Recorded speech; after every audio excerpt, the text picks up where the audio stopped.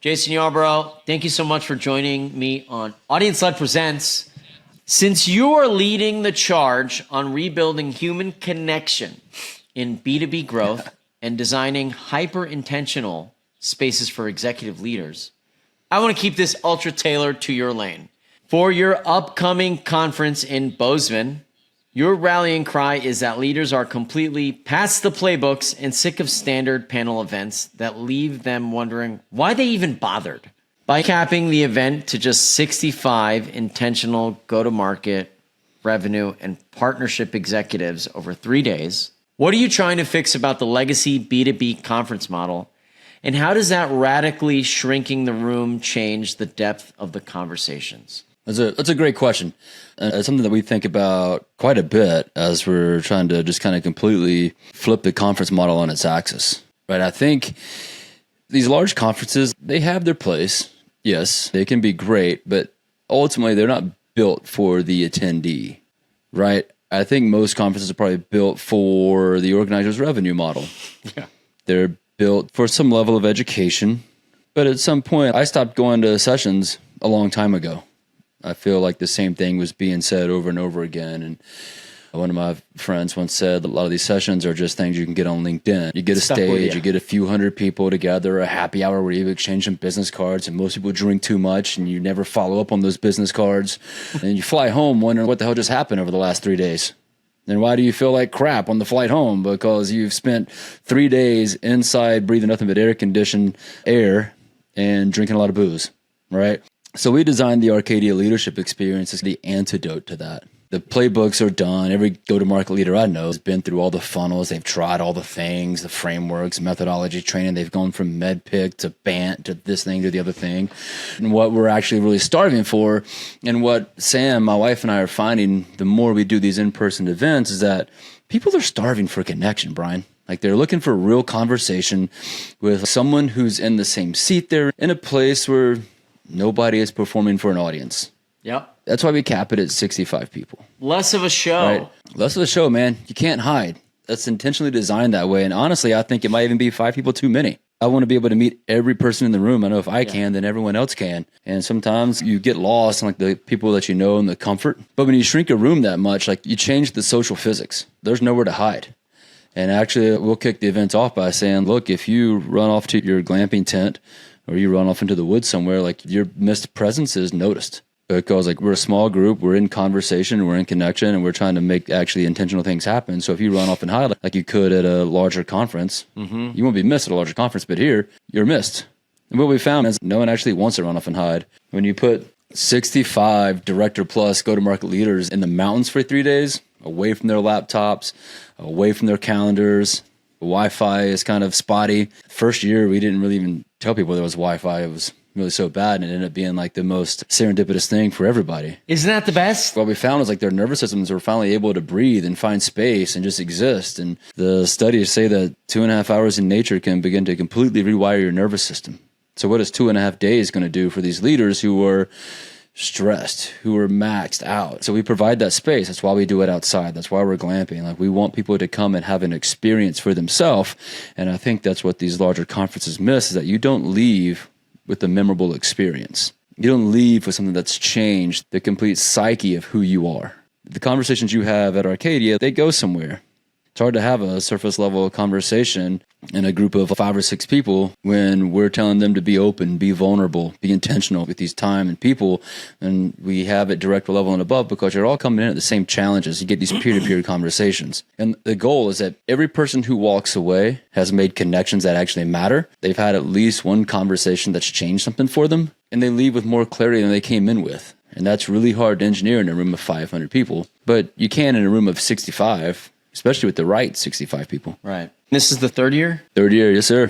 After the first one, were you getting people come hitting you up being like, dude, that was such a better experience than going to SaaStr? The amount of overwhelmingly positive feedback we received exceeded all of our expectations. We did the whole classic NPS. We had an NPS score of 93, which is unheard of.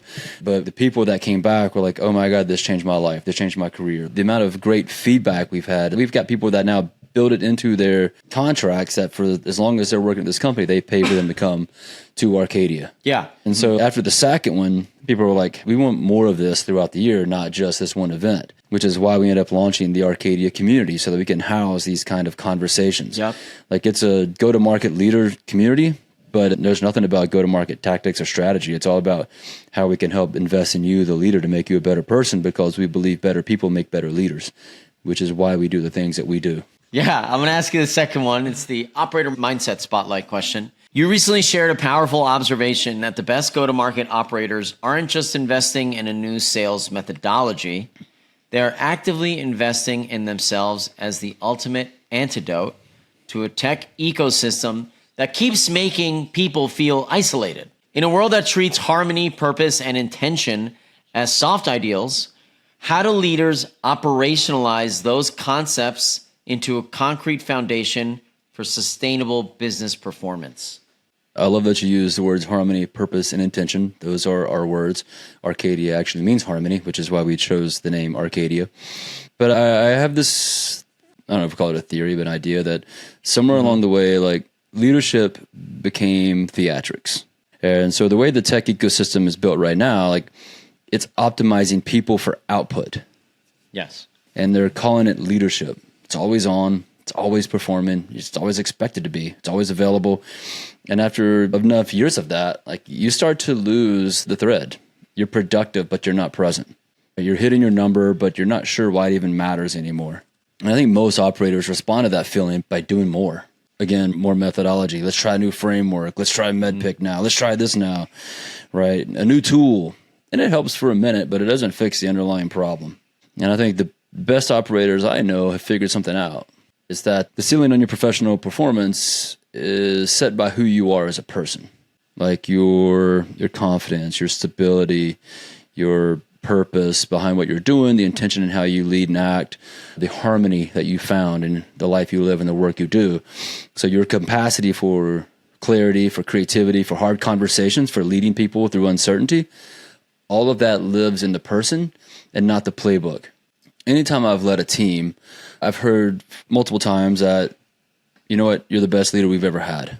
And I don't say that to toot my own horn, but I say that because what I come in with is like confidence and clarity and the understanding that this job doesn't define me, so I don't have to apply all this pressure to make sure this thing works and be the person. Like, I empower my team because I know they need a place to thrive and strive to do great things. And by me empowering them to do great things, they're going to do great things, right? But your question is like, how do you operationalize that? You make it concrete, right? You stop treating your personal life or your inner life like a soft add-on and start treating it like a performance input. So what does your recovery actually look like? I run a lot. I work out a lot. And like, I understand the importance of recovery. Stress plus rest equals recovery. When we stress our bodies, like whether it's work, whether it's working out or whatever, your body needs to find that time to recover, right? If you don't, then that's when burnout and injury happens. I was having some good conversations with the guys in Arcadia yesterday. Who are the people in your life who know the real version of you, not just the LinkedIn version?